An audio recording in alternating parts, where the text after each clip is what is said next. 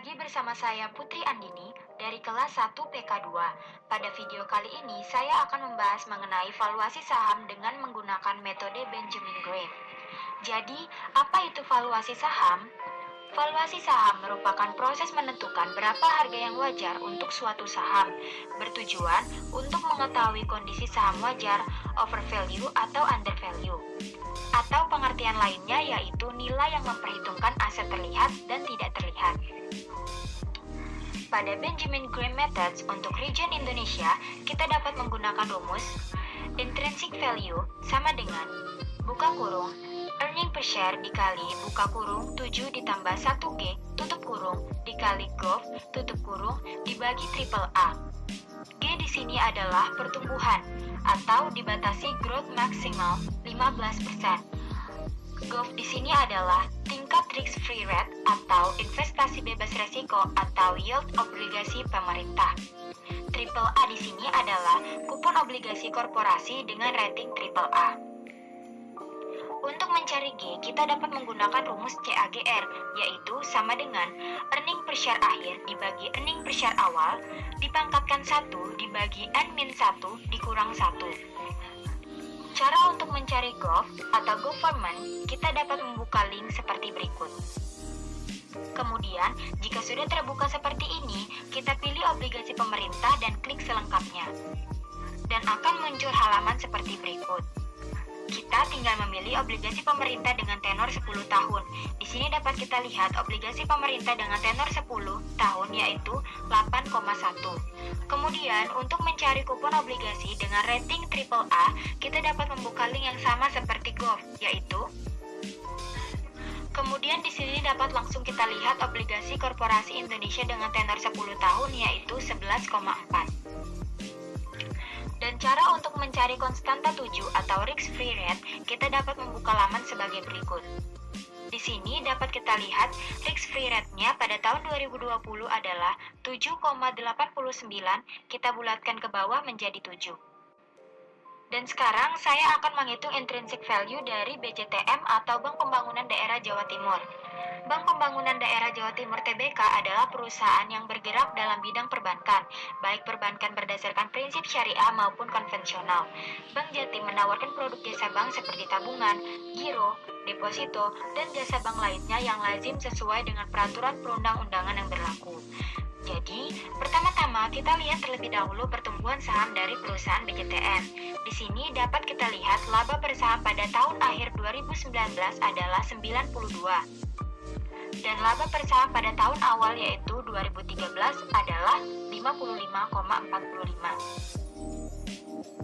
Kemudian kita menghitung CAGR-nya dengan rumus sama dengan earning per share akhir dibagi earning per share awal dipangkatkan 1 dibagi N-1.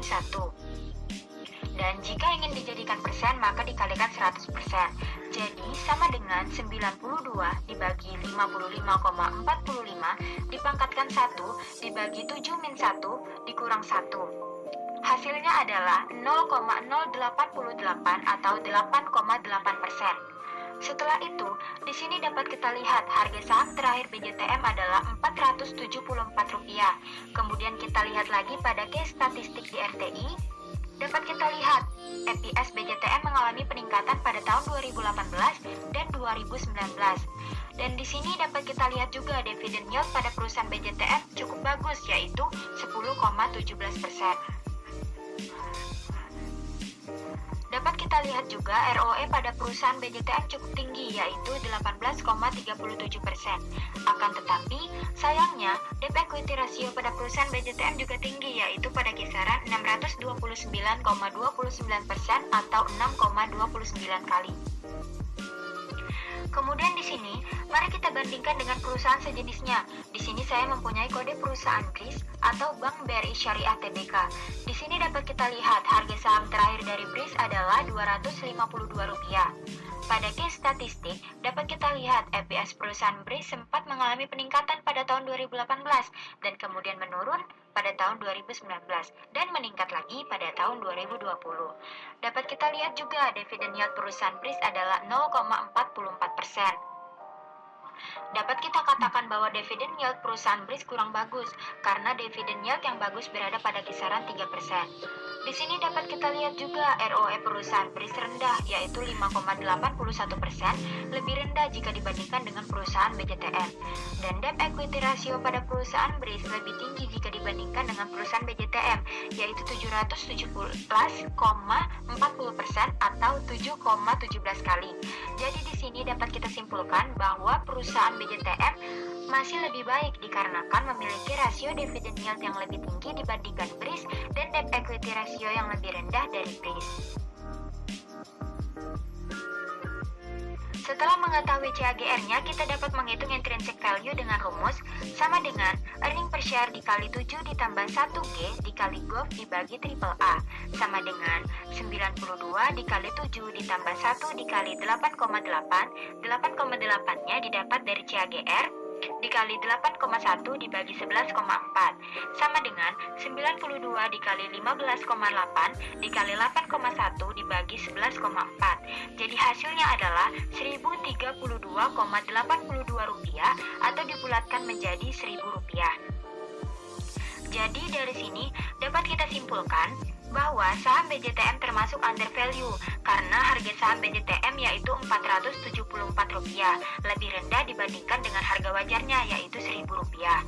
Nah, sekarang berapakah harga yang pas untuk melakukan pembelian jika kita menerapkan margin of safety 40%? Maka perhitungannya adalah sama dengan Rp1000 dikali buka kurung 100% dikurang 40% tutup kurung sama dengan Rp1000 dikali 60% sama dengan Rp600.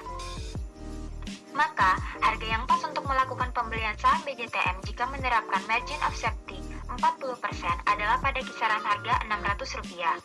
Seperti yang kita tahu, saham terakhir BJTM adalah Rp474, maka akan lebih menguntungkan lagi jika kita membeli saham pada harga Rp474. Lalu, untuk mengetahui berapa margin of safety pada harga Rp474, kita dapat menghitungnya sebagai berikut. Sama dengan intrinsic value dikurang price dikali 100% dibagi intrinsic value. Sama dengan Rp1000 dikurang Rp474 dikali 100% dibagi Rp1000 sama dengan 52,6%. Dengan membeli saham pada harga ini, maka kita akan mendapatkan margin of safety sebesar 52,6%. Selanjutnya, kita akan menerapkan margin of safety 45%. Maka perhitungannya adalah sama dengan Rp1000 dikali buka kurung 100% dikurang 45% tutup kurung sama dengan Rp1000 dikali 55% sama dengan Rp550. Maka harga yang pas untuk melakukan pembelian saham BJTM jika menerapkan margin of safety 45% adalah pada kisaran harga Rp550. Seperti yang kita tahu, saham terakhir BJTM adalah Rp474, maka akan lebih menguntungkan lagi jika kita membeli saham pada harga ini. Sekian yang dapat saya sampaikan pada video kali ini, kurang dan lebihnya mohon dimaafkan. Wassalamualaikum warahmatullahi wabarakatuh.